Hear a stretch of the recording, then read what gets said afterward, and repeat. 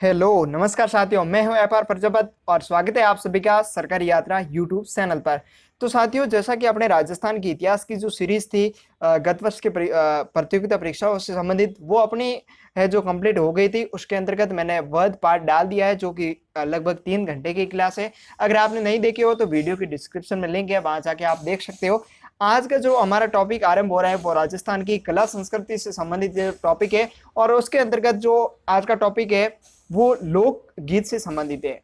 यानी कि जो राजस्थान के प्रसिद्ध लोक गीत है, यानी कि जो किसी की याद में गाए जाते हैं, यानी कि परदेश गए पति की याद में गाए जाते हैं, या फिर विरणी के द्वारा गीत गाए जाते हैं, या फिर इस प्रकार के जो स्वाभिमानी गीत होते हैं, उन गीतों के बारे में किस प्रकार की क्वेश्चन जो प्रतियोगिता परीक्षा में पूछे गए, उनसे मैं आपको रूबरू करवाने का प्रयास करूंगा। और लगभग राजस्थान के कला संस्कृति में जो लगभग 1990 से लेकर 2019 तक के एग्जाम में जितने भी आज दिन तक क्वेश्चन पूछे गए, वो सभी मैं आपको देने का प्रयास करूंगा। और उसमें हम देखेंगे कि कौन कौन से जो लोकगीत है वो इंपॉर्टेंट है, क्योंकि साथियों यहाँ से भी क्वेश्चन बनते हैं। और जो 2018 जो कांस्टेबल का एग्जाम हुआ था, उसमें कम से कम जो चार पेपर हुए थे, जो कि 14 जुलाई और 15 जुलाई को जो एग्जाम हुआ था, उसकी फर्स्ट और सेकंड पारी, चार जो पारियां हुई थी, उन चार पारियों में भी क्वेश्चन पूछे गए थे राजस्थान लोकगीत से संबंधित। तो आप उसकी इंपॉर्टेंस समझ सकते हो कि किस प्रकार से इसमें क्वेश्चन पूछे गए।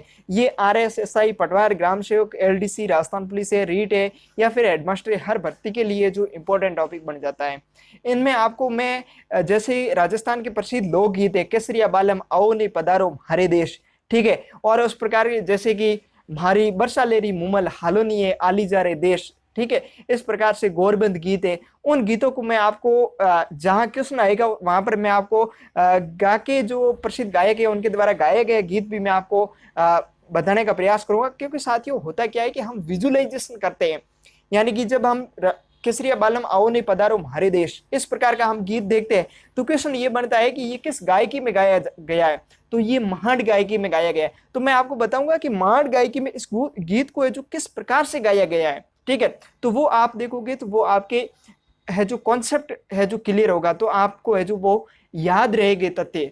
तो चलिए आज के क्वेश्चन की ओर। तो मित्रों हाजिर है आज का सबसे पहला क्वेश्चन।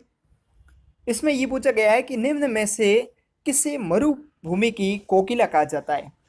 कौन सी भूमि की आपको पूछ रहा है, मरुभूमि की कोकिला पूछा जा रहा है। और ये question Rajasthan police constable exam 2013 में ये क्वेश्चन पूछा गया है। और इसमें आपको ऑप्शन दिए जाते हैं, 1 नंबर गौरी देवी, 2 नंबर मांगी बाई, 3 नंबर बानो बेगम, और 4 नंबर आता है अल्लाह जिलाई बाई। तो इसका सही आंसर अगर आपको मालूम हो तो जल्दी से कमेंट करके बताइएगा। बिल्कुल मित्रों, इसका सही आंसर क्या है? इसका सही आंसर है 4 नंबर, इसका सही आंसर है। यानी अल्लाह जिलाई बाई होते हैं, वो है जो मरुभूमि की कोकिला के नाम से जो इनको जाना जाता है।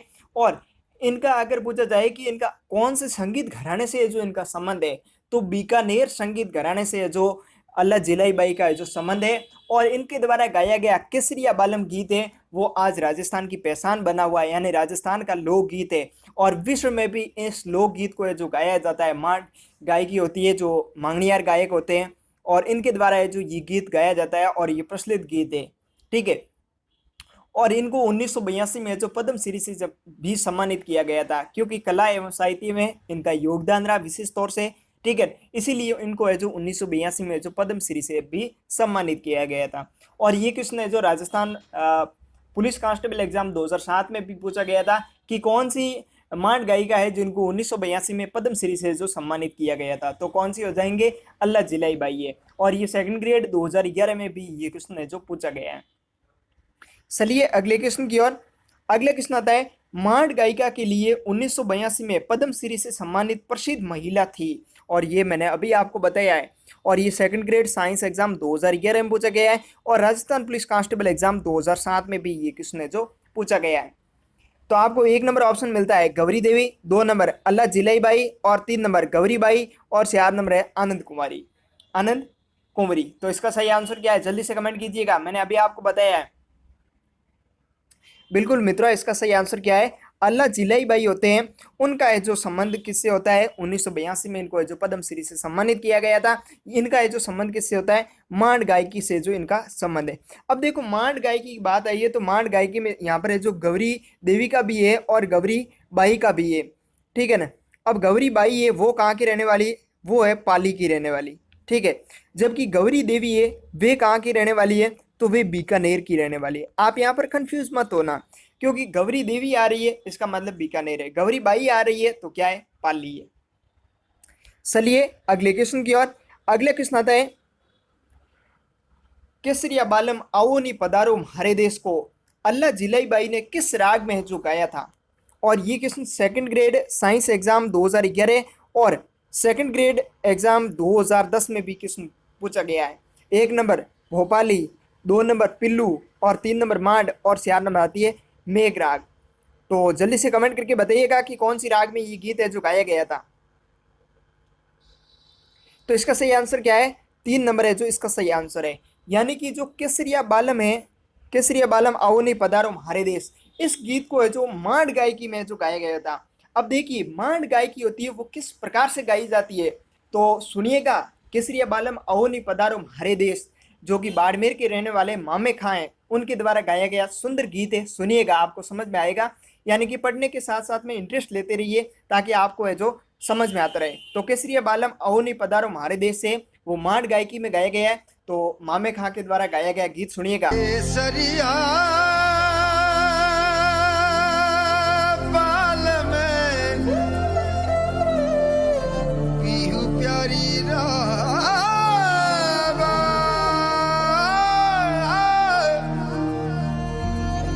जियावानी सा पधारो हमारे देश पधारो हमारे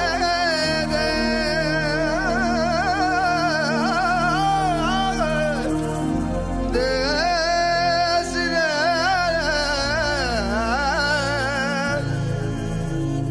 पधारो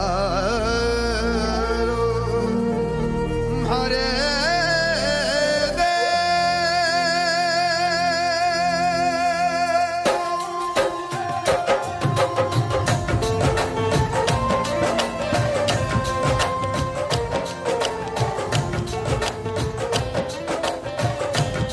हो किसरिया बल में हो चोरीरा ढोला आओ नी पधारो दा आओ नी पधारो भरे देश रे आओ नी पधारो भरे दे हो किसरिया बल में हो चोरीरा ढोला आओ नी पधारो दा आओ नी पधारो भरे देश रे आओ नी पधारो भारत।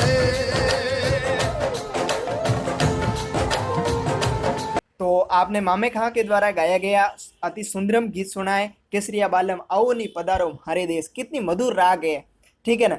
तो चलिए अगले क्वेश्चन की ओर। अगले क्वेश्चन की ओर चलने से पहले मैं आपको बता दूं कि इस प्रकार के और भी जो मधुरमय गीत आएंगे तो मैं आपको सुनाने का प्रयास करूंगा। चलिए अगले क्वेश्चन की ओर। अगले क्वेश्चन आता है, निम्न में से कौन सी मांड गायिका बीकानेर से संबंधित नहीं है। इसमें आपको ऑप्शन मिलते हैं, 1 नंबर गौरी देवी, 2 नंबर हाजन अल्लाह जिलाई बाई और 3 नंबर बानो बेगम और 4 नंबर इनमें से कोई नहीं। और ये क्वेश्चन पटवार परीक्षा 2011 में ये क्वेश्चन पूछा गया है और इसका मैंने अभी आपको है जो विस्तृत फर्स्ट क्वेश्चन में आपको डिटेल सहित बताया है। जल्दी से कमेंट करके आंसर बताइएगा। बिल्कुल साथियों, इसका सही आंसर क्या है, इसका सही आंसर है बानो बेगम। बानो बेगम होते हैं वो है जो बीकानेर संगीत घराने से जो इनका संबंध नहीं होता है, क्योंकि इनका संबंध कौन से घराने से होता है, संगीत घराने से, तो वो घराना है जयपुर। कौन सा घराना है, जयपुर संगीत घराने से जो इनका संबंध होता है, किसका, बानो बेगम का। जबकि गौरी देवी और हाजन अल्लाह जिलाई बाई है, इन दोनों का संबंध कौन से संगीत घराने से होता है, बीकानेर संगीत घराने से।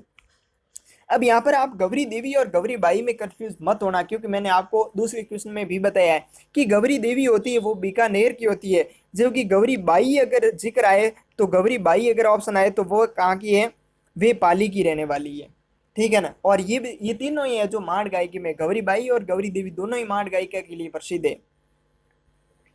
तो देखिएगा श्रीमती बानो बेगम के बारे में। श्रीमती बानो बेगम है जो कि जयपुर के प्रसिद्ध मांड गायकी है, ठीक है ना। ये भी मांड गायकी है, लेकिन इनका संबंध है जो बीकानेर घराने से जो नहीं था, क्योंकि यहाँ पर जो पूछा गया था कि बीकानेर संगीत घराने से जो किनका संबंध है, ठीक है। इनका जो प्रशिक्षण था वो किसने दिया था, उस्ताद नजीर खान ने दिया था। किसने दिया था, उस्ताद नजीर खान थे, उनकी देखरेख में इनका प्रशिक्षण हुआ था। और इनकी माता थी कौन, गौरबाई, ठीक है ना। वो भी राजस्थान की सुविख्यात गायिका रही है। और उसके साथ में इन्होंने सलीकेदार गायकी से प्रदेश को जो विशिष्ट है जो ऊंचाइयों तक पहुंचाया, न कि बल्कि उनको संरक्षित भी करवाया, ठीक है। और इनको है जो 2001 और 2 में राजस्थान संगीत नाटक अकादमी द्वारा अकादमी सम्मान है जो प्रदान किया गया था। कब, 2001-2 में। किसको, श्रीमती बानो बेगम को। तो चलिए अगले क्वेश्चन की ओर। अगले क्वेश्चन आता है कि हमारी बरसालेरी मुमल हाले नहीं है आली जा रहे देश। यहाँ पर देख लिखा गया है, लेकिन ये आप समझिए यहाँ पर देश है, ठीक है। तो ये इसमें पूछा गया है कि नामक लोकगीत किस क्षेत्र का है जो प्रसिद्ध है। और ये क्वेश्चन पटवार परीक्षा 2011 में है जो पूछा गया है। और इसमें आपको ऑप्शन दिए जाते हैं, 1 number Jodhpur, 2 number Bikaner, 3 number Jaisalmer और 4 नंबर सिरोही। तो जल्दी से कमेंट करके बताइएगा कि इसका सही आंसर क्या है। तो मित्रों इसका सही आंसर क्या है, इसका सही आंसर है 3 नंबर, यानी कि जो हमारी बरसालेरी मुमल हाले नहीं है आली जा रहे देश, ये गीत है ना, ये जैसलमेर क्षेत्र का है जो प्रसिद्ध लोक गीत है। तो हमारी हाले नहीं है बरसालेरी मुमल, दपू खां मिराशी की आवाज में सुनिएगा मधुर गीत।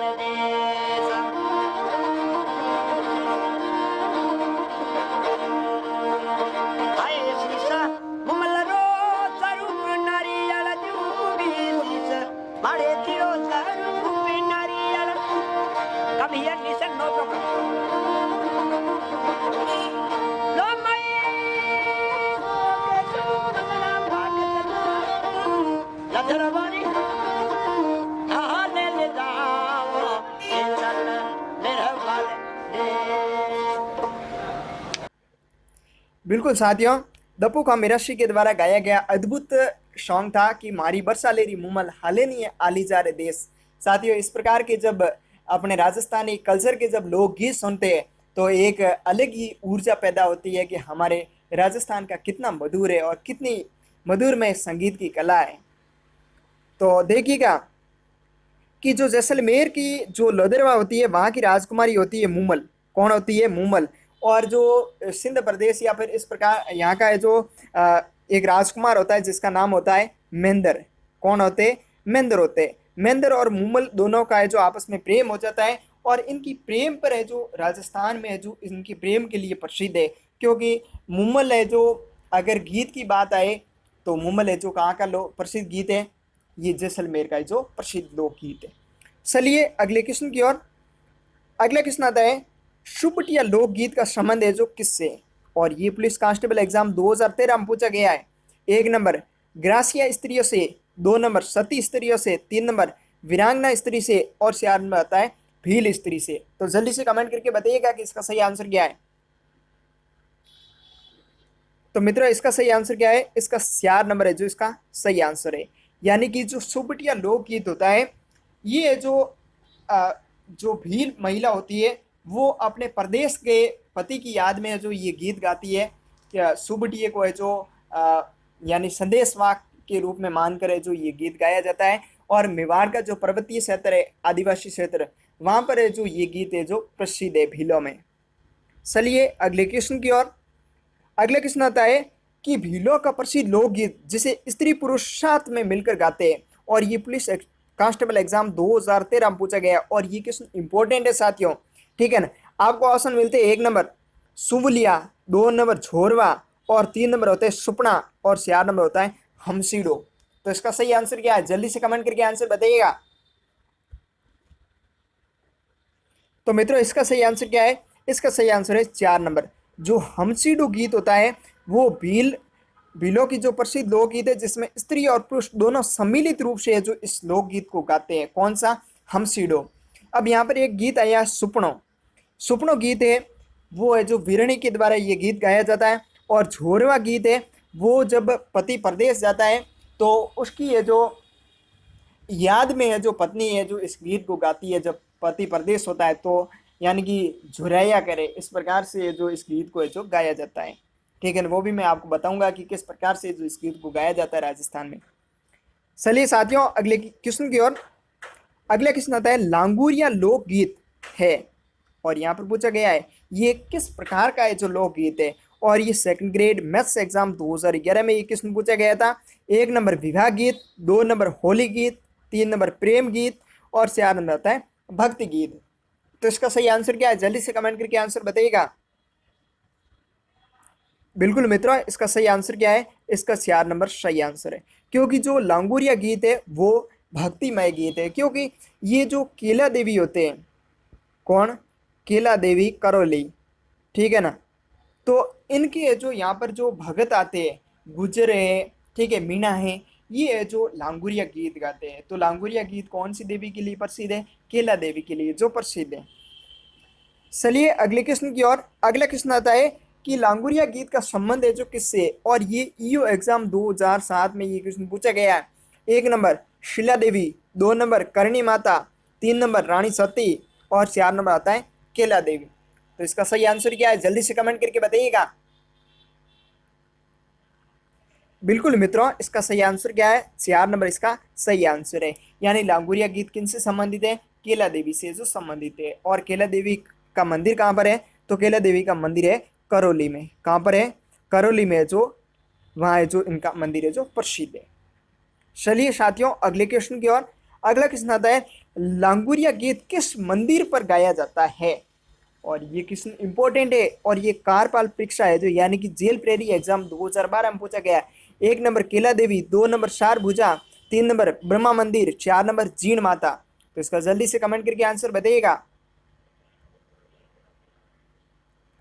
बिल्कुल मित्रों इसका सही आंसर क्या है? इसका 1 नंबर सही आंसर है। यानी केला देवी होती है उनसे जो संबंधित कौन सा है जो गीत है, लांगुरिया गीत है, उनके मंदिर में जो इस गीत को गाया जाता है। चलिए अगले क्वेश्चन की ओर।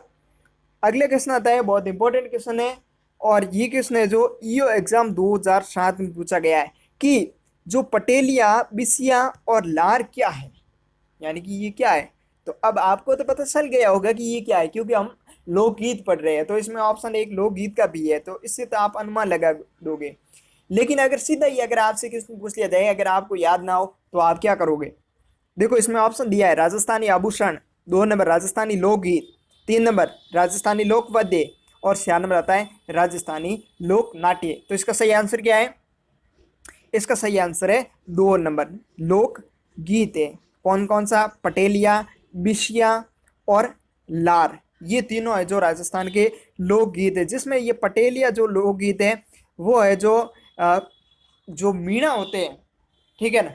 उनमें जो पति पत्नी होती है वो अपनी नोक झोंक में जो पटेलिया गीत को गाते हैं।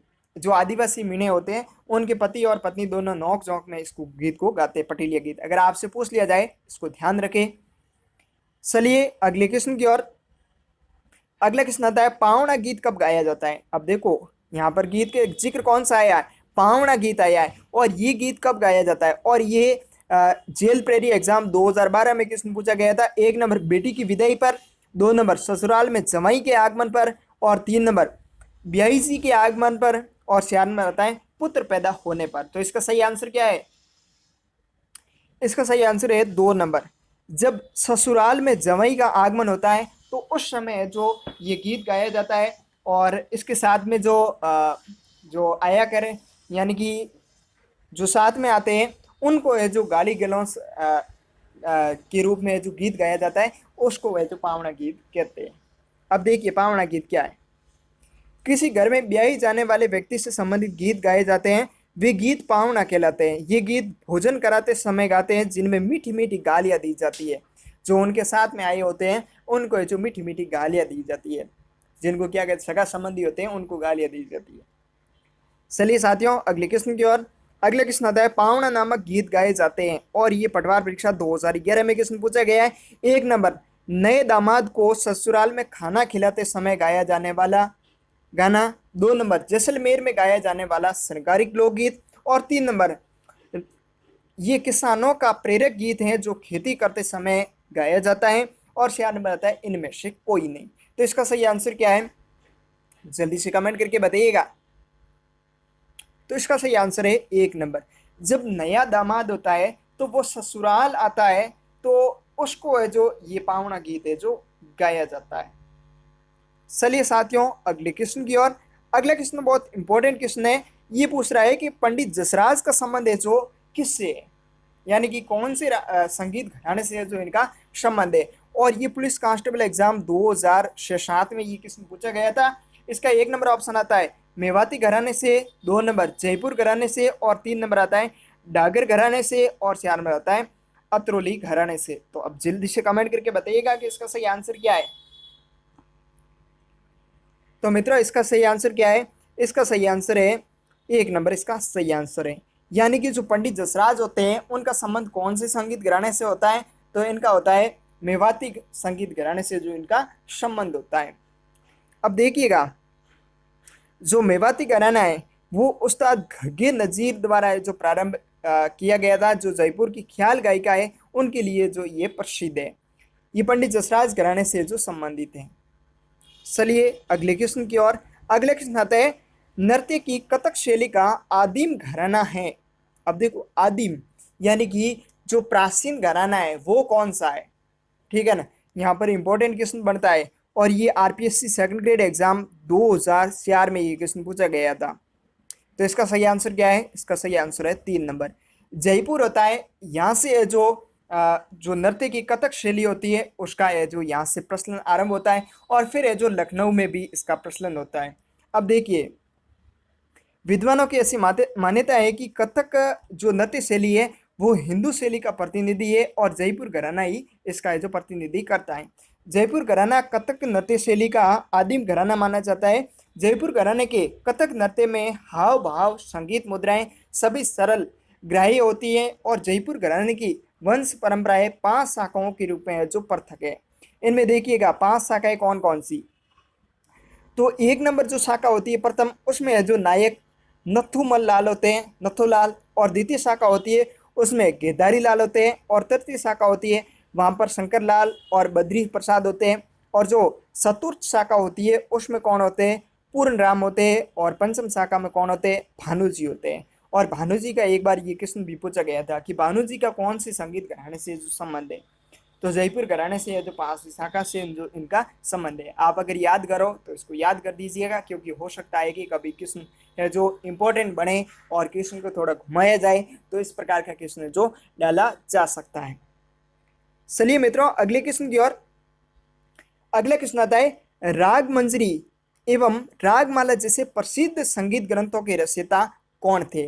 और ये सेकंड ग्रेड एग्जाम 2011 में क्वेश्चन पूछा गया था। इसमें आपको ऑप्शन मिलते हैं 1 नंबर पुंडरीक विठल, 2 नंबर उद्धोतम सूरी, और 3 नंबर महाकवि वृंद, और 4 नंबर आते हैं शारंगधर।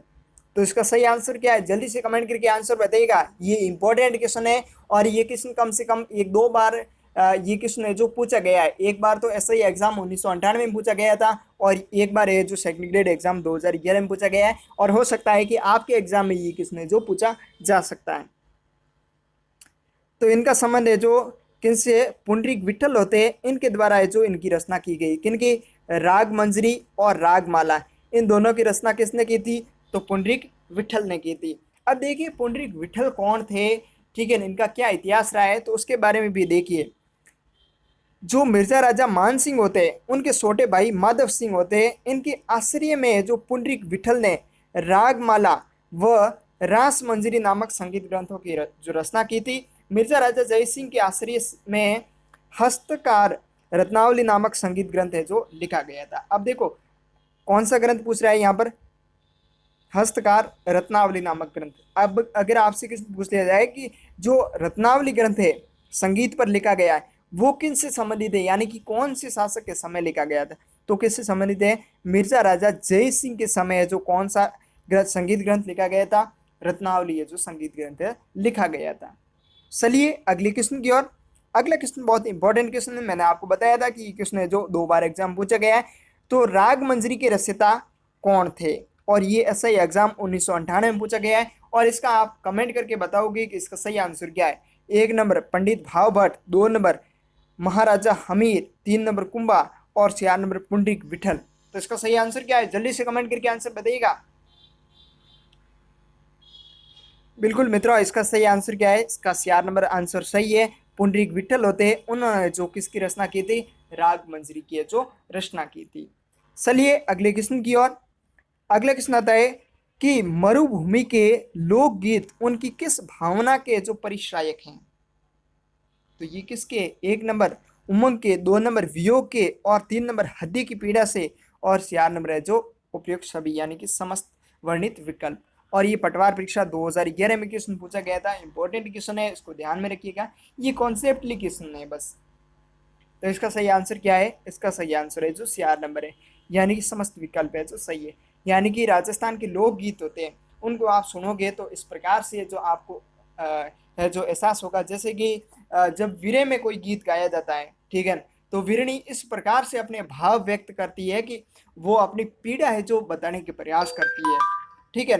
और कई बार क्वेश्चन है जो इस प्रकार से पूछा जाता है जो कि वियोग में होता है, या फिर उमंग खुशी का कोई गीत होता है तो उसका खुशी में भी गीत गाया जाता है, जैसे पटेलिया गीत है, आदिवासी महिला में जो पति और पत्नी नोक झोंक में गीत गाते हैं, ठीक है। और कोई हृदय की पीड़ा होती है यानी आत्मग्लानि का जो इस प्रकार का गीत होता है, तो उनसे जो गीतों के माध्यम से भी है जो अपना है जो विचार व्यक्त करते हैं। कभी कभी आप भी रुष्ट होते हो या फिर इस प्रकार का है जो मानसिक रूप से थोड़ा सा अगर दबाव आता है तो आप गुनगुनाने लगते हो किसी प्रकार के गीत, तो आनंद की अनुभूति होती है, ठीक है ना। तो चलिए अगले क्वेश्चन की ओर। अगले क्वेश्चन की ओर चलने से पहले देखिए व्याख्या कि राजस्थान के लोक गीतों में मानव के सुख दुख का इतिहास है, स्नेह और करुणा के विविध रंग तथा आंसू और मुस्कान के चित्र विदित रूपों में जो प्रकट हुए हैं। कई पुत्र के जन्म पर हर्ष और उल्लास से भरे स्वरों में ये लोकगीत गाए जाते हैं, तो कई शोक और वियोग के दर्द को भी उजागर करते इन लोकगीतों को गाया जाता है। राजस्थानी लोकगीतों का परिवेश है बहुत व्यापक है। लोकगीतों की सबसे बड़ी विशेषता ये है कि इनमें व्यक्ति अपने अस्तित्व को सामूहिक जीवन में जो विलीन कर देता है। चलिए अगले क्वेश्चन की ओर। अगले क्वेश्चन बहुत इंपॉर्टेंट क्वेश्चन है कि गौरी देवी जिस गायन शैली से संबंध थी वो गायन शैली कौन सी है, और ये आरएस परीक्षा 2018 में जो पूछा गया था, जो लास्ट ईयर में एग्जाम हुआ था, अभी लेटेस्ट में जो 2018 का ये एग्जाम हो रखा है, ठीक है। तो 1 नंबर ऑप्शन आता है लंगा, 2 नंबर मांड, और 3 नंबर तालबंदी, और 4 नंबर आती है ठुमरी। तो इसका सही आंसर क्या है, जल्दी से कमेंट करके आंसर बताइएगा, क्योंकि फर्स्ट क्वेश्चन मैंने इसका आपको आंसर बताया था। तो साथियों इसका सही आंसर क्या है, इसका 3 नंबर आंसर सही है। मांड गायकी, जब हमने देखो केसरिया बालम आओ पधारो हमारे देश, वो मांड गायकी में गाया गया था, और मैंने आपको मामे खां का वो गीत सुनवाया था, ठीक है ना, मांड गायकी वाला, तो वो मांड गायकी में जो गाया गया है। चलिए अगले क्वेश्चन की ओर। अगले क्वेश्चन आता है कि श्रावण माह के दौरान राजस्थानी महिलाओं द्वारा गाए जाने वाले लोकप्रिय गीत का नाम बताइए। ठीक है, और ये राजस्थान पुलिस कांस्टेबल एग्जाम 2018 का जो 15 जुलाई को एग्जाम हुआ था उसकी सेकंड बारी में जो क्वेश्चन पूछा गया था। तो इसका सही आंसर क्या है? 1 नंबर तीज, 2 नंबर लोटिया, 3 नंबर रसिया गीत और 4 नंबर आता है कजरी गीत। तो इसका सही आंसर क्या है? जल्दी से कमेंट करके आंसर बताइएगा। तो इसका सही आंसर क्या है? इसका 3 नंबर है जो सही आंसर है। यानी कि राजस्थान में जो श्रावण माह के दौरान जो महिलाओं द्वारा जो लोकप्रिय गीत गाया जाता है वो कौन सा है? 30 लोकप्रिय गीत है जो गाया जाता है। चलिए अगले क्वेश्चन की ओर। अगला क्वेश्चन आता है कि निम्नलिखित में से कौन है जो राजस्थान की लोकप्रिय तार कठपुतली कौन सी थी? यानी इसमें आपको पूछा जा रहा है कि राजस्थान की जो लोकप्रिय तार कठपुतली है वो कौन सी है। 1 नंबर कुंदेही, 2 नंबर कठपुतली और 3 नंबर यमपुरी और 4 नंबर आती है पुतुल नाच। और ये राजस्थान पुलिस कांस्टेबल एग्जाम जो 15 जुलाई को हुआ था उसकी सेकंड पारी में ये क्वेश्चन जो पूछा गया था। तो इसका सही आंसर क्या है? तो इसका सही आंसर है 2 नंबर, यानी कि कठपुतली है वो राजस्थान की लोकप्रिय तार कठपुतली है, इसको कठपुतली कहा जाता है और उदयपुर है जो इसके लिए प्रसिद्ध है। चलिए साथियों अगले क्वेश्चन की ओर। अगला क्वेश्चन आता है कि होलार राजस्थानी लोकगीतों में है जो किस अवसर पर है जो इस गीत को है जो गाया जाता है। और ये राजस्थान पुलिस कांस्टेबल एग्जाम 15 जुलाई को एग्जाम हुआ था उसकी जो सेकंड बारी में ये क्वेश्चन जो पूछा गया था। इसमें 1 नंबर ऑप्शन आता है किसी को विवाह के लिए प्रस्ताव देने पर है जो ये गीत गाया जाता है, या फिर 2 नंबर शिशु के जन्म होने पर गाया जाता है, और 3 नंबर गणगौर उत्सव में गाया जाता है, या 4 नंबर आता है विवाह के समापन पर ये गीत गाया जाता है। तो जल्दी से कमेंट करके आंसर बताइएगा कि इसका सही आंसर क्या है। तो इसका सही आंसर क्या है? 2 नंबर। जब शिशु का जन्म होता है तो उसके जन्म पर है जो होलार नामक है जो राजस्थानी लोकगीत को गाया जाता है। तो साथियों इस प्रकार से हमने राजस्थान के लोकगीतों के बारे में जो जानने का प्रयास किया है कि राजस्थान के लोकगीतों से संबंधित किस प्रकार के क्वेश्चन जो पूछे गए हैं। ठीक है, इन क्वेश्चनों को आप अध्ययन कर रहे हो, ठीक है, तो आपको पता चल रहा है कि क्वेश्चन किस हिसाब से जो पूछा जा रहा है और आगे जो किस प्रकार का है जो पैटर्न बन सकता है। तो साथियों आज के लिए इतना ही। हम राजस्थान की जो कला संस्कृति का जो आज पार्ट स्टार्ट किया है उसको हम कंटिन्यू रखते हुए आगे भी और टॉपिक आपके समक्ष लाने का प्रयास करेंगे। तब तक के लिए निरंतर जुड़े रहिए हमारे साथ, और सरकारी यात्रा यूट्यूब चैनल को अभी तक सब्सक्राइब नहीं किया हो तो ज़रूर कर दीजिए और बेल आइकन को ज़रूर प्रेस कर दीजिए, क्योंकि मेरा जब भी नया वीडियो अपलोड होगा तो आप तक ये जो नोटिफिकेशन पहुंच जाएगा। उसके साथ में वीडियो कैसा लगा लाइक कमेंट और दोस्तों के साथ शेयर ज़रूर कीजिए, ताकि इससे जो फीडबैक मिलता है आपका कि आपको वीडियो कैसा लगा। तो मिलते हैं हम नेक्स्ट वीडियो में अगले और कंटेंट के साथ। तब तक के लिए जय हिंद, वंदे मातरम।